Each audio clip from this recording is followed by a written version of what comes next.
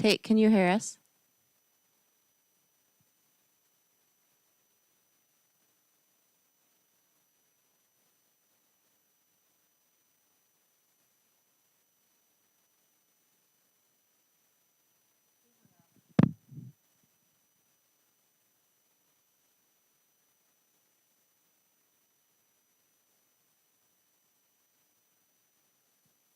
Tate, can you hear us?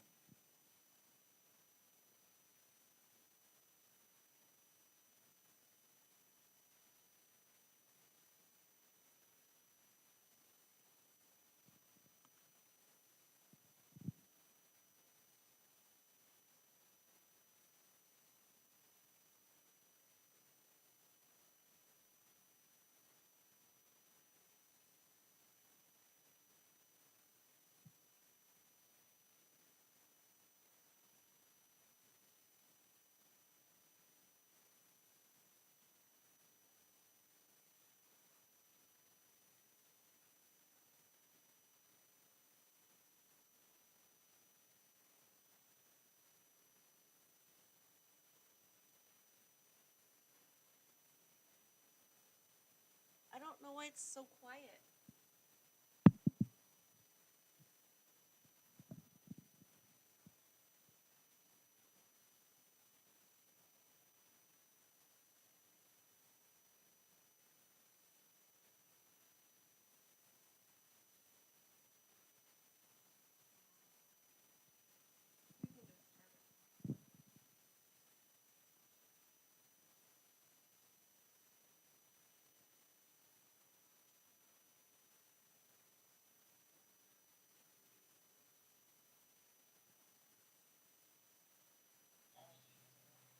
Set us all free, that ain't the way it's supposed to be.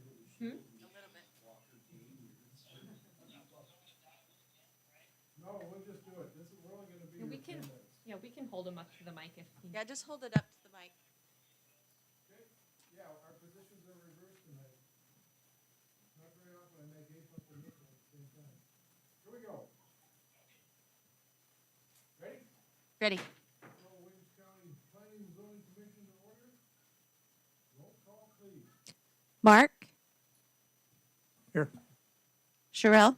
Here. Dan? Right here. Barry? Here. Louise? Adam? Shane? Here. James? Here. Tate? He said here. We will proceed. What are your, the disposition of minutes, what are your wishes? Motion approved. Is there a second? Second. All in favor? Aye. Aye. Opposed? Motion carried. New business, take it away. Okay. So our first one is applicant Deborah Dallas and Edward Rivera. They're requesting a zone change from the light industrial zoning district to the urban residential zoning district for sublot number 4, located in section 5, township of 156, range 95 west. The applicant is requesting this zone change as part of the building permit process. They will be demolishing an existing mobile home and shed that is currently on the subject property. After this demolition is complete, they will be bringing in a new modular home and constructing a new shed. The new modular will be utilized as a primary residence. The applicant is currently working with the building division to obtain all necessary demolition and building permits to complete this project and is contingent on the approval of this. The site is surrounded by both light industrial and urban residential zoning districts.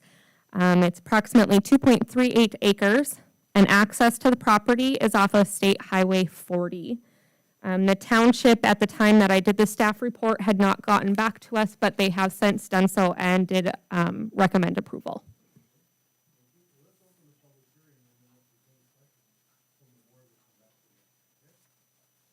Open the public hearing. Any comments from the public? Any comments from the public? Hearing none, I'll close the public hearing. Board members, thoughts, questions? Yes, please. Didn't hear that part. They approved it. They did, okay. Okay. Anything else? I'd make the motion to approve the staff comments as presented. Is there a second? Second. Barry has a second. Michelle, what's all this stuff that's in this parcel of land? It looks like just a bunch of junk there or something, or what is it? You know, it's really hard to get in there because it is surrounded by fencing with barbed wire on top, and it's keypad only to get in. And it's lined with trees. So I think it's like vehicles maybe just by talking, and I'm not 100% sure what's all in there. Yeah. The question, are they putting residential into something that's a industrial yard or something? So it used to be owned by, or there was Triangle Electric ran something out of that yard. And I'm not sure how recent Deborah and Edward purchased the property. And they may be cleaning it up more too. Barry might know more. Because originally it was Ward Thielen lived there. And then he rented it out to Triangle Electric. Triangle put up the fence and then they had a kind of a, well, they didn't, it was more of like they, their supplies, the, whatever they needed. And then Ward, he was, or is quite a old car nut. So there's, inside the trees, there's one row of old cars on the south and the north of the inside ring of the trees. But then he'll be, because he's now since moved to Texas, so he'll be transferring them, so. And then, yeah, and then the east edge of the property, you can see where the buildings are, where that old trailer, actually, yeah, there was an old trailer and kind of an addition to it or something that, the world's a better place without that particular thing, and they're gonna have a new modular, and so, yep. Yeah, it does sound like the mobile home that was there had like mold in it and was just really run down and not inhabitable. Okay, we have a motion and a second. Ready for roll call, or Cheryl? Just one question. That piece right to the south of it, that's already urban residential? It is, yep. So right underneath it's urban residential across the road, and actually, like, if you zoom out more, it's like scattered. It's like light industrial, then urban residential, then back to light industrial. It's just very odd up in that area. Well, it's 1950s planning and zoning is what it is. Well, yes, because when, I think in 80, whenever the township give up the planning and zoning to the county, because all at one time, all that whole thing, all the way along 40, both sides was industrial. And then, but there's, a handful, well, if you don't know, if you remember, Dan, well, there was a lot of it from here down towards the machine shop. We wound up cleaning up because we found out all of a sudden it was industrial, so it just, and then there's still some more cleanup to do because there's several homes here that I can see are still in the industrial part of it, but they've been there since, well, as long as I can remember, so. Roll call, please. Mark? Yes. Sherelle? Yes. Shane? Yes. Tate's a yes.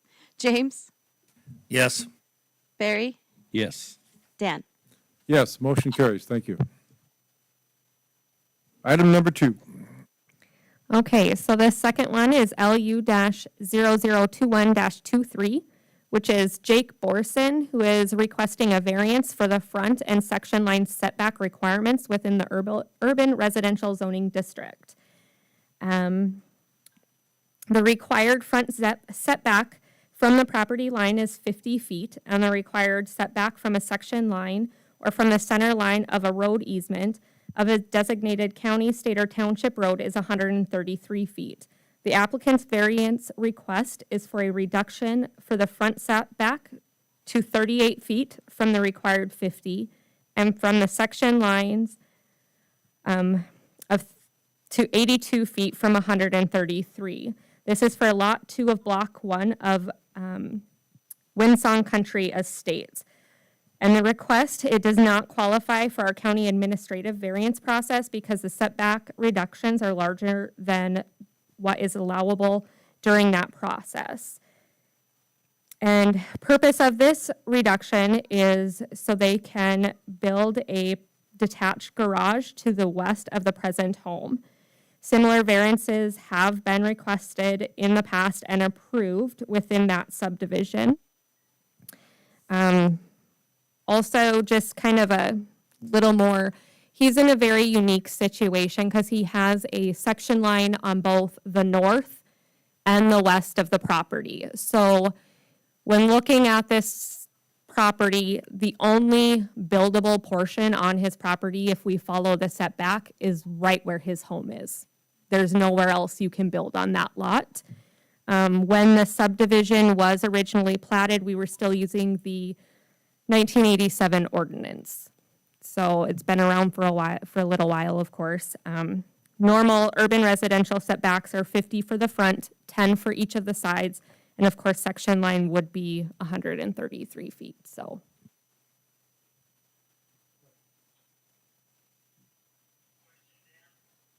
Why don't I open the public hearing, Tate?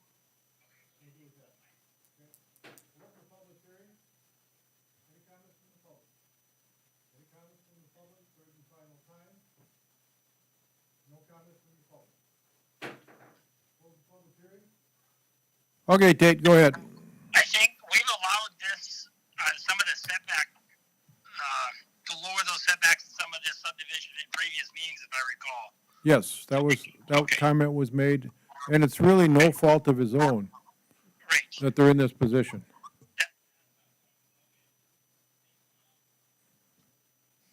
Okay, any other comments?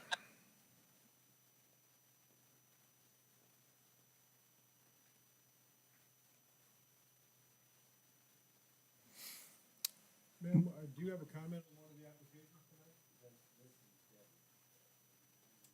The commission meeting or planning and zoning? The sign says commission.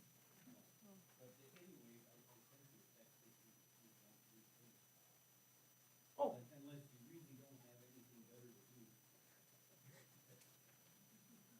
We just finished that one up and we're on to the next one. Sorry you drove all the way over. Might as well go to the street dance while you're in town. Barry will take you.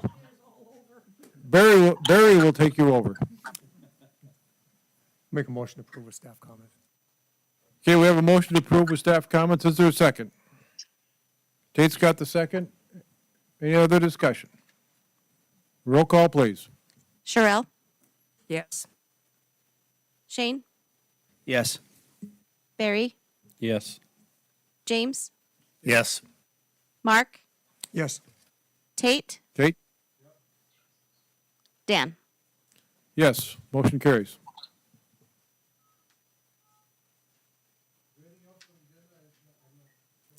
There is not. Motion to adjourn? So moved. I'll second. Let me know how the game goes.